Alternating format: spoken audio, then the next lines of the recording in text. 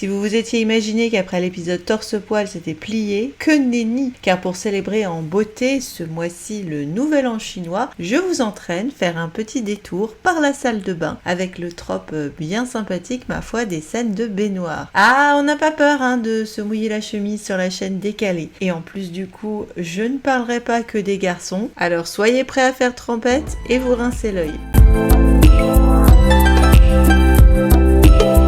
Bonjour, bienvenue sur Décalé. Pour honorer le dragon dont c'est l'année en 2024, quoi de mieux que de passer du temps dans la flotte puisque le dragon chinois est normalement associé aux rivières et à la pluie. Je précise aussi d'entrée de jeu que bien que cet épisode soit assorti d'un petit laïus d'analyse intellectuelle, je vais essayer, je vais faire des efforts pour vous envelopper tout ça d'un soupçon de réflexion et d'ancrage culturel, histoire qu'on se donne tous très bonne conscience. Je vais sûrement proposer une version purement en images de ce thème, comme c'était le cas pour le best-of des séries de 2023. Pourquoi ? Parce que je suis pas feignante et parce que je me suis retrouvée avec une somme assez impressionnante de matériel et que ce serait dommage de ne pas se faire une petite compile juste pour le plaisir des yeux. Et aussi, ça fera une espèce d'anthologie en l'état pour le moment. Vu l'importance du trope baignoire dans les dramas, c'est clairement un work in progress. Et bien que je n'ai pas économisé ma peine à vous dégoter un maximum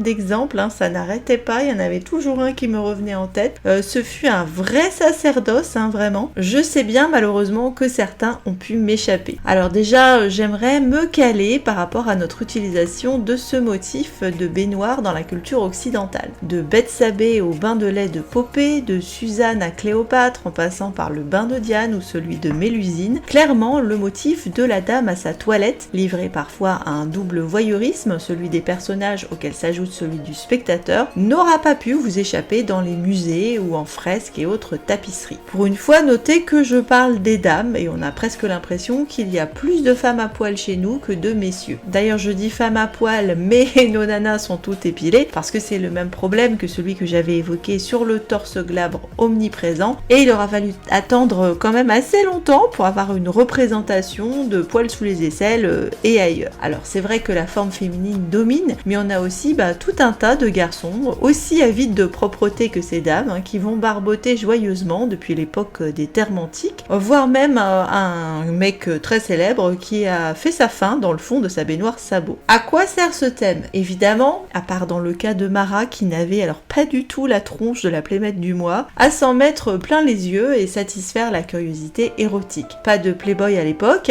mais une façon, sous couvert d'avoir fait appel à un grand artiste en mode calendrier Pirelli, disons, d'avoir du visuel à mater. Sauf que quand tu mets ça dans un contexte mythologique, ça fait cultiver. Dans un contexte biblique, tu t'arranges sans problème avec ta conscience pour les jours de confesse. Et si tu pars en orientaliste, ça fait personne ouverte d'esprit et globe-trotteur. Quelles que soient les excuses ou les intentions, on en revient quand même toujours au même pour la personne qui a passé commande, c'est que c'est juste agréable à l'œil. Tu peux m'écrire 15 000 signes sur l'étude de l'anatomie, du clair-obscur ou sur la question de la sociologie de l'hygiène à travers les siècles, alors pas de souci, mais entre nous, il ne faut pas aller chercher les motivations très très loin. Même si ces œuvres sont en effet bien des sources d'infos précieuses pour nous aujourd'hui, en ce qui concerne l'évolution de la peinture ou des archétypes de beauté, ainsi que l'évolution des mœurs en termes de ce qui est censuré ou pas, et du rapport au corps, à la pudeur ou à l'érotique. Dans les 4 histoires les plus marquantes que j'ai mentionnées au début, la problématique est toujours un peu la même. Le bain est un moment intime et espionné,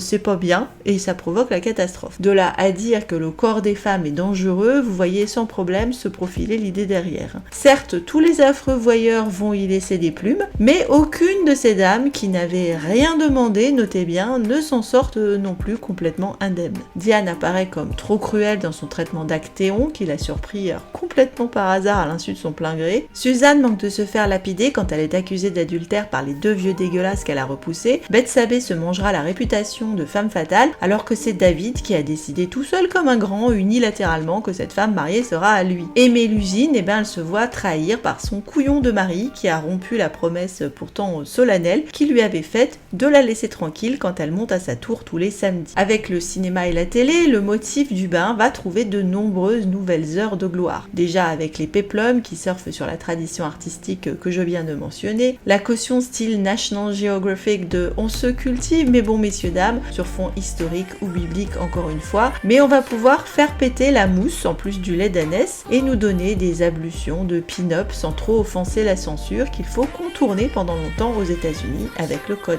Hays. La mousse, ça fait luxe, mais ça permet surtout de cacher des zones qui passeraient pas à la censure ou affecteraient l'âge de diffusion du film ou de la série. Alors en notant qu'il y a des films et des séries qui se foutent royalement de mettre de la mousse et qui nous ont largement régalé de nudité devant, derrière, enfin voilà, on a eu droit à toutes les zones. La baignoire reste un lieu facile de mise en scène de corps nus. Bah oui, logique d'être à poil dans une baignoire, personne va t'accuser de nudité gratuite dans ce cas-là si tu es en plus assez malin pour coller ça sur une scène importante ou sur du dialogue important. Deuxièmement, ça reste un lieu privilégié de méditation, contemplation ou relaxation du personnage. Et là, on a le cliché pour nous de la chirie de bougie autour de la baignoire assortie du verre de vin. Un moment privilégié où le perso peut se ressourcer ou se purifier. La baignoire est là souvent également pour indiquer le statut social du perso. Généralement, tu es riche, tu as une baignoire. Dans un contexte film historique, déjà, t'es seul dedans, l'eau est propre et quelqu'un a pu t'apporter de l'eau chaude, ça indique quand même une classe franchement privilégiée. On est dans le degré au-dessus de la perlouse de bain ou de la bombe blush, même si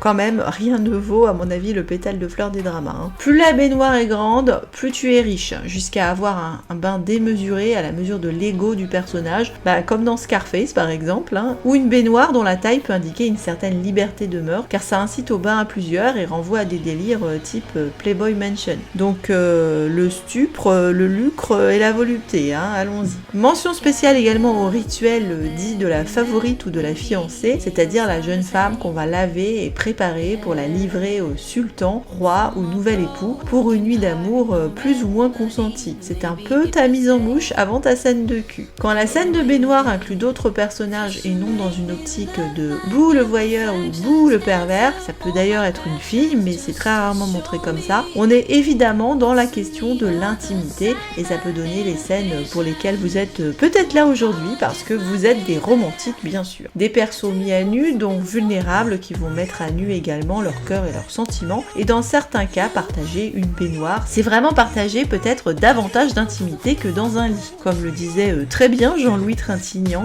dans Merveilleuse Angélique, qui nous a régalé de plusieurs bonnes scènes de baignoire.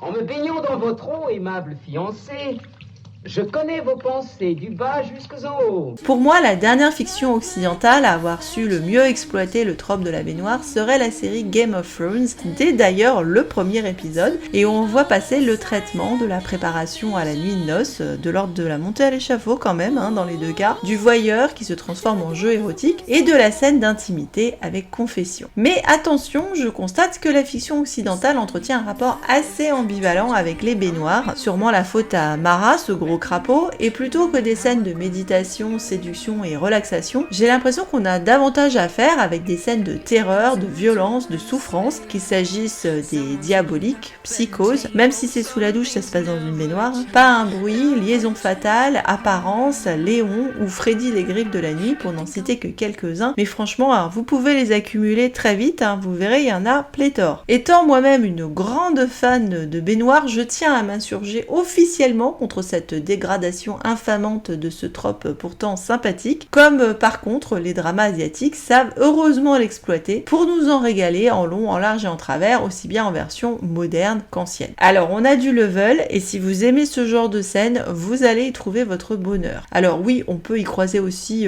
quelques fantômes de l'eau coréens par-ci par-là, et un psychopathe accro aux ablutions dans Princess Agents, mais la scène de baignoire reste quand même fondamentalement et principalement utilisée dans sa fonction première, qui est celle de l'érotisme, sous des formes quand même parfois diverses, pour le plus grand plaisir de nos mirettes. Déjà, je soulignerai que l'utilisation de ces scènes permet de réintroduire une sensualité du corps féminin, no shit Sherlock, qui est souvent très difficilement utilisée dans les dramas. Et là, on retrouve l'ambiance censure, pour ne pas se faire taxer de pornographie ou d'indécence ou d'insultes aux bonnes mœurs, on voile le sein qu'on ne saurait voir, mais on arrive du coup à déshabiller les filles en les plongeant dans des pétales de fleurs au lieu du bain de mousse. mousse. Entre les jeux d'eau et les transparences, on peut affoler les spectateurs, et même châtiment pour les spectatrices, avec cette valeur ajoutée que les mecs, eux, ont droit de faire tomber la chemise, comme je l'avais amplement détaillé, et qu'ils ne s'en privent pas les bougres. Par contre, comme on le faisait à Hollywood, on justifie la présence de toute cette viande par la nécessité de se laver, et vas-y que je t'embrouille, la scène est nécessaire, messieurs les censeurs. Dans la même veine, et pas des moindres, ces scènes permettent aussi de jouer sur des ambiguïtés, introduisant des possibles boy love ou girl love, et ça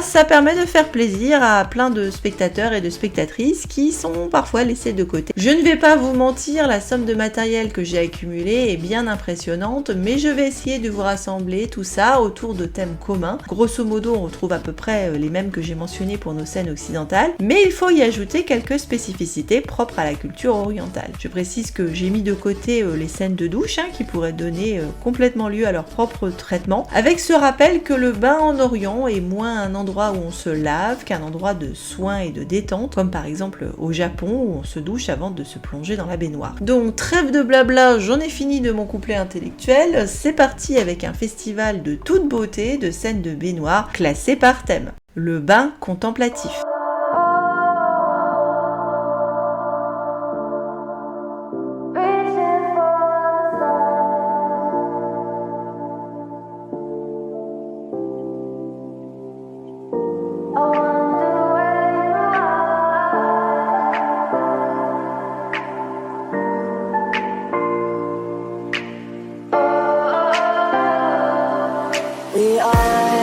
We are dreaming in the dark. We are nothing more than dust. Search but you stay lost. We are reaching for the stars, but we're making this too hard. And I wonder where you are. Mysterious,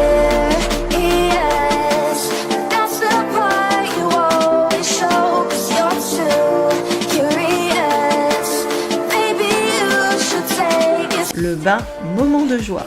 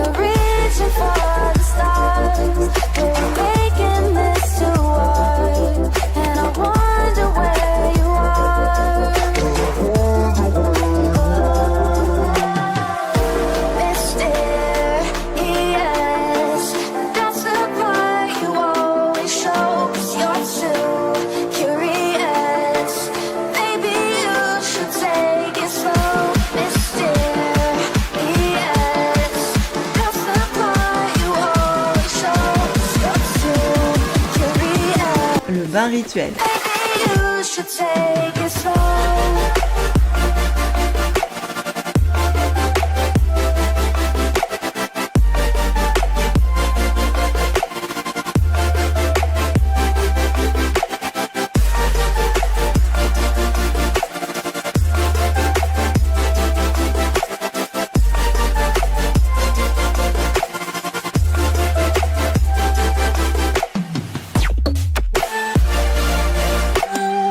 Le voyeur, plus ou moins accidentel.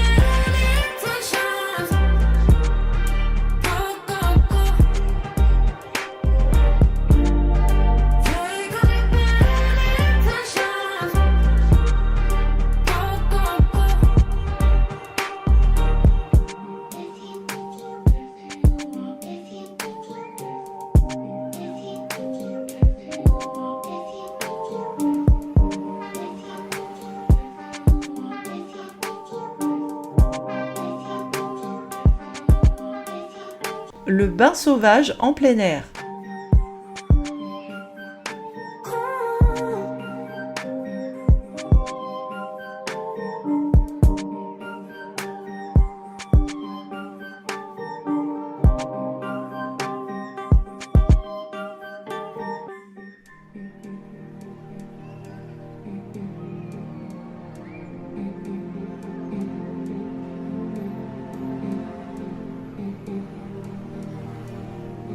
Le bain médecine, c'est la spécificité par excellence en mode infusion et qui va souvent avec le thème le bain qui révèle les cicatrices.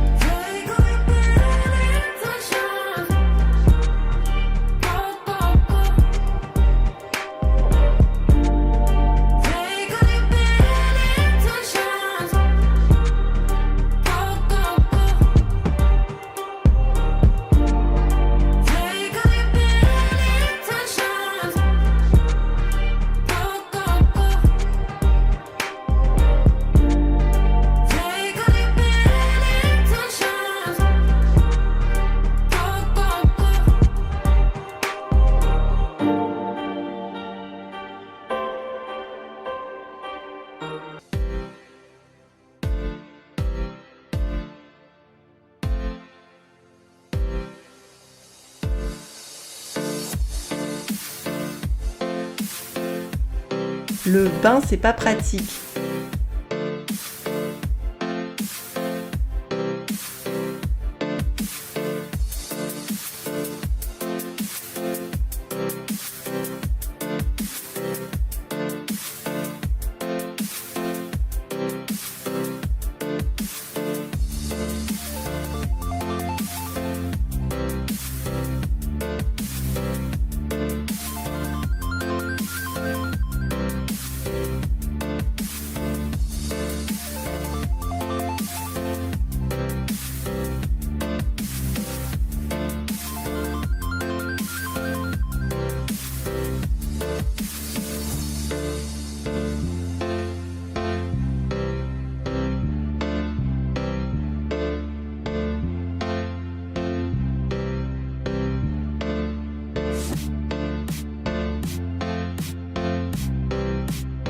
Le bain spatio-temporel.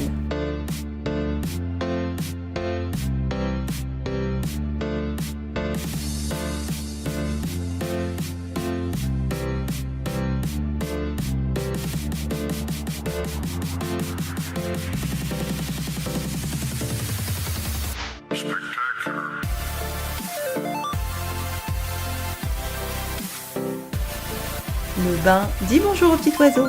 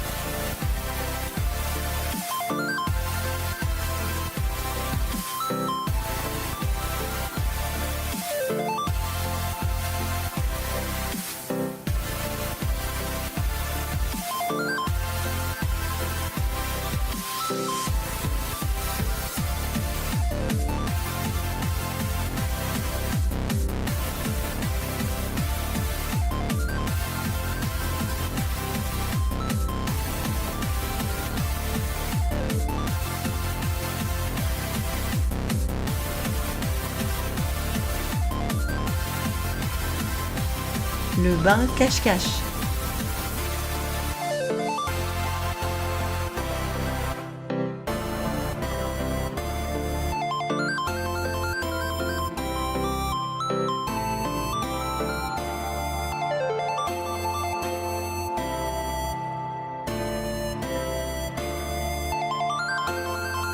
Le bain sauvetage.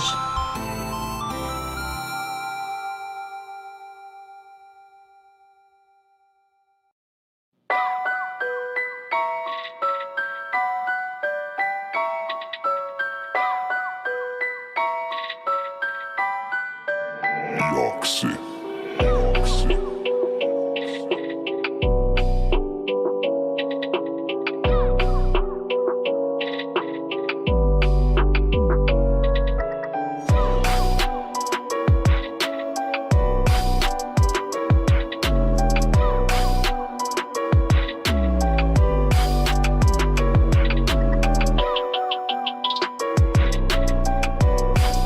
le bain maître-esclave. Way your body syncopates.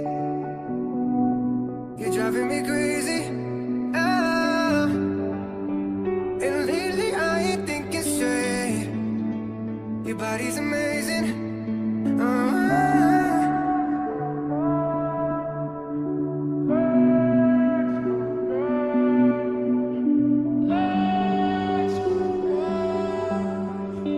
It's been a while, been a while, been a while. Oh, that. Oh, that. Been a while, been a while, been a while.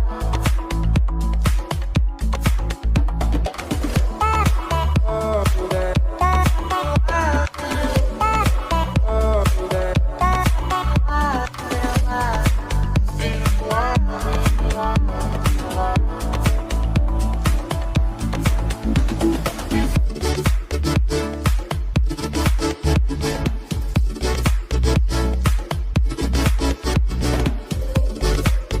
Le bain bagarre.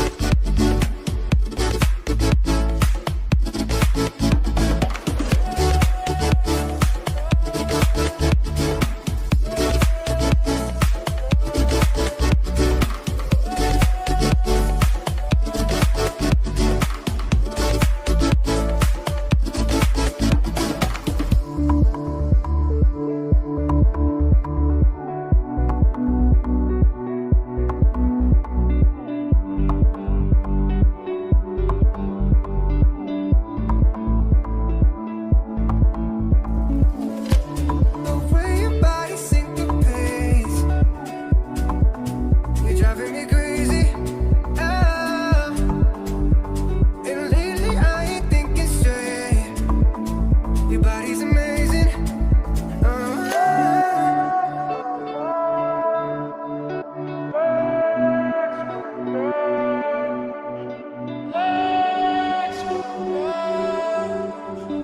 It's been a while, been a while, been a while. Oh, that. Oh, that. Been a while, been a while, been a while.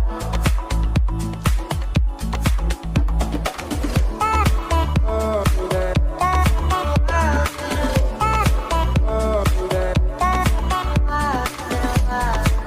Been a while, been a while, been a while.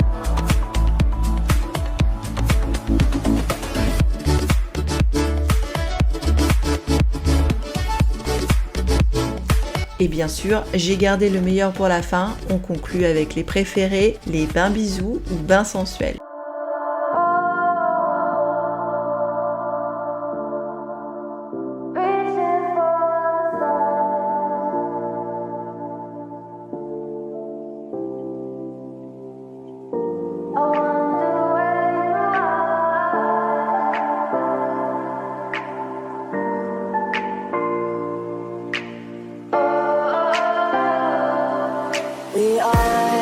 We are dreaming in the dark.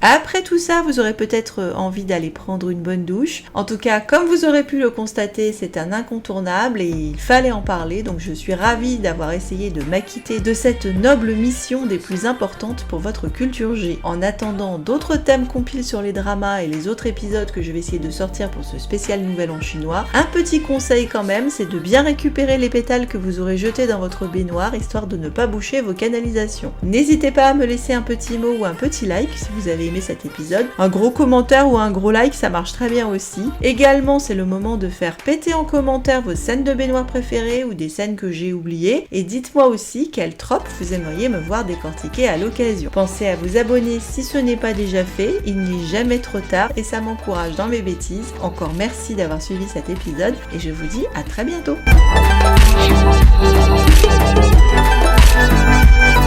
Thank you.